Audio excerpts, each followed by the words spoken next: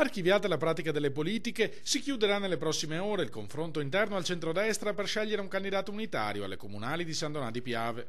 Per il vicepresidente veneto Gianluca Forcolin, coordinatore della Lega nell'area, la soluzione sarà una convergenza sul nome proposto dal Carroccio, quello della farmacista Francesca Pilla. Come d'accordi anche con l'onorevole Brunetta ci eravamo accordati di aspettare il 4 di marzo per avere anche il dato ufficiale. Oggi il dato ufficiale è che il centrodestra unito ha il 50% più uno dei voti, quindi può prendere al primo turno l'amministrazione comunale e mandare a casa il sindaco uscente Ceresar. Noi auspichiamo e rivendichiamo oggi, credo legittimamente, un ruolo traino di questo centrodestra.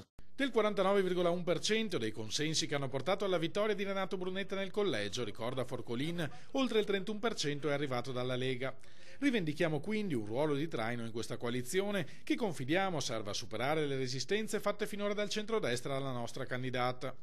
Forti resistenze perché ovviamente non vi era stata una comune convergenza, però è altrettanto vero che la dottoressa Pilla ad oggi è l'unica candidata super partes, non è la candidata militante leghista, è una candidata indipendente che trova convergenza in tutto l'alveo appunto dei gruppi di sostegno.